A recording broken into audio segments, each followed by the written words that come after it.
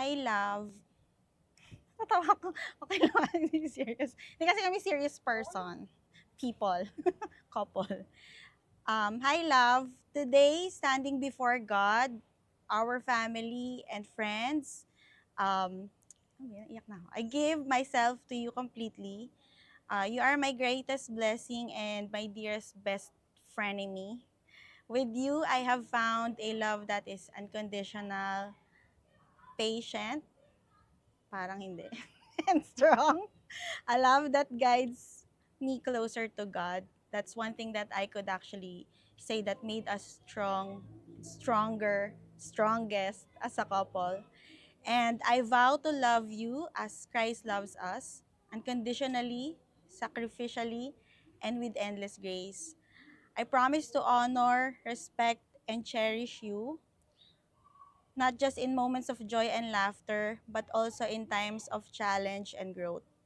Together, we will continue building a home where faith, love, and trust are the foundation. I will still walk with you through every season of life, always putting God at the center of our marriage, leaning on Him for wisdom and strength. I promise to support your dreams, stand by your side through every challenge, and nurture the love we share day by day, prayer by prayer. Today, I choose you still to be my forever, my beloved, my partner, my everything, because you're still the one. Kamusta ma'am? Kamusta yung ikakasal? Anong feeling? Anong nararamdaman mo ngayong araw? Excited. Stress, charot. Hindi, excited talaga. Tinatanggal ko lahat ng negative energy, tinatanggal namin sa isip namin yan. So mainly, really excited and happy. Wala kami 2010 sa work, doon kami nagkakilala. Tapos, naging close kami kasi marami kaming common ground kasi siya, registered nurse kasi siya, tas ako, biology major ako. So, parang may common ground and then yung mga interests namin, same. And then eventually naging close kami. Tapos kuya-kuya ko talaga siya at first. And then ayun, later on hanggang sa from kuya, from kuya to love life. So doon nag-start. Kamusta? Kamusta si Sir Julius Bilang? Di kasi talaga kami, I mean, pareho kaming ng humor. So, some people would think na parang pag nag-uusap kami, parang lagi kaming galit. I guess ganun talaga yung mga Kabiteño, parang laging tunog galit. Pero I could say na sobrang supportive partner niya, very hands-on sa kids, very good father kasi talagang mas hands-on siya sa kids, sa bahay and all. Tapos, he would let me do what I want to do to grow as an individual. He would support me in every aspect sa studies or sa career. So, he's really my best friend kasi talagang all out support siya. Never ko siyang naringgan na ng kontra or ng against siya sa mga plans ko if there's any plans I have para sa growth ko and para rin naman sa family. Thank you, Daddy, kasi hindi hindi ko na talaga in-expect tong wedding na 'to kasi siyempre with 4 kids, tapos yung mga mortgage natin sa bahay, sa kotse and all of that. Kasi parang dati nangangarap pa kami like nung before, ang plano namin is sa 10th anniversary namin kasi 14 years na kami this year, eh. Dati ang pangarap namin sa 10th anniversary magche-church wedding kami. Eh, nung nag-10th anniversary na, ang dami pa ring kailangang i-catch up and all of that. So, ang nangyari parang inalis ko na sa isip ko na magkakaroon pa kami ng church wedding. So, gusto kong magpasalamat sa kanya kasi talagang pinush niya na matuloy itong church wedding namin kahit na ang daming nangyari kasi most of you know naman what happened early this year. We're also celebrating his life, his second life. So, ang daming crazy things na nangyari this year. So, sobrang salamat kasi kahit mahirap. Ano ba yan? Sabi ko kasi sa kanya, i-cancel na lang namin yung church wedding. Ilang beses kong tinanong sa kanya, sabi niya hindi daw. Ay, nako eh. Lagat sa makeup artist. Talagang siya yung nag-push na yung gagapang niya daw talaga. Ilalaban niya yung church wedding. Kasi daw deserve ko daw. Some people, kasi ang image ng husband ko very tough. very alpha male. Hindi nila nakikita yung soft side ni Jules, yung ano niya, he's a man of faith. I guess kaya din kami naging strong. Sobrang salamat, Dad, kasi alam kong para sa akin tong wedding. Kasi kasal naman na tayo, pwede naman ang hindi, di ba? Pero alam mo kasi na part siya ng dreams ko. And nung nag-road mapping ka nga nung mag-boyfriend pa lang tayo, ni-roadmap mo na ako. Kung ano yung magiging parang timeline ng relationship natin. Tinupad mo pa rin talaga to kahit na mahirap this year. Kaya ang masabi ko lang talaga, sobrang thank you, Daddy, kasi na-appreciate kita sobra-sobra. Yun. Yan eh. Ayun. I love you, Daddy. Thank you. And looking forward sa marami pang travels with the kids. Hopefully, international na tayo this year or next year. And I promise to continue loving you and understanding you. Sana hindi ka na mag-inom. Bukas mo na yung pag-iinom.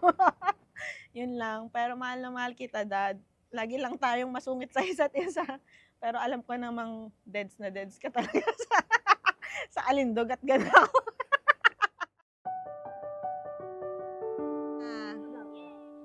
Yay! Paulina! Okay, Jerry! Yes, Mars. Okay, next. Baklaan 2024. Chel! Thank you. Ay, ang mga bakla. Kenneth! Thank you. Ano? Kay! And Joy!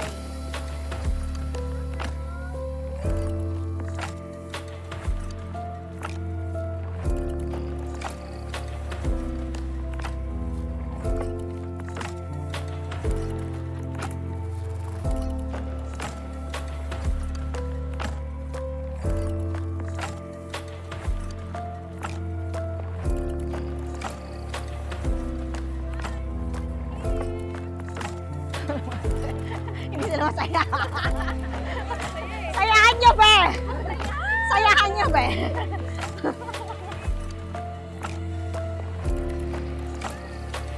Prenup pala natin. Charis! Woo! Bakit, Klaus? Ay, yung ano, Spice Girls natin. Ganon? Closer pa, pinakamasarap ang Spice Girls. Plastikan tayo, girls! Plastikan! Laban, girls! Parang walang masaya dito.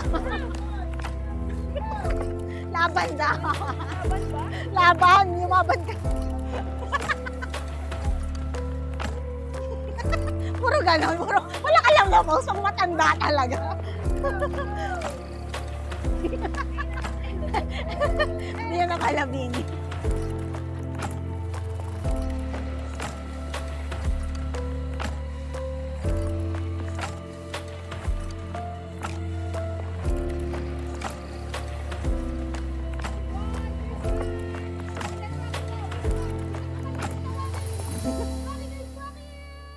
Gaya-gaya ka.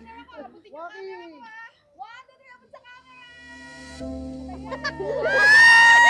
Hindi gusto ni Kaya. Charis! Ay, may bata!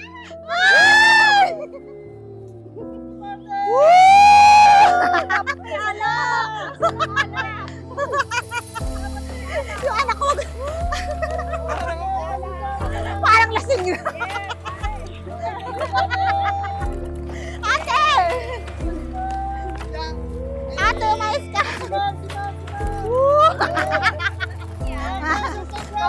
Ate!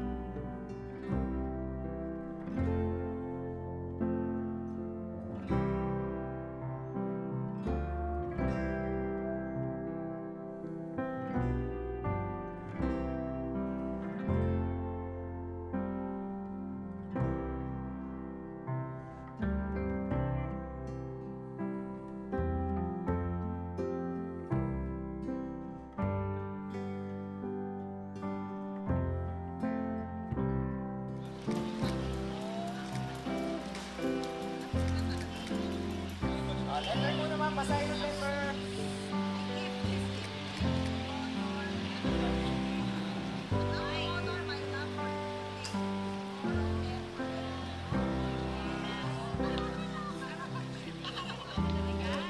Nice. Ma'am, thank you message kay sir about sa gift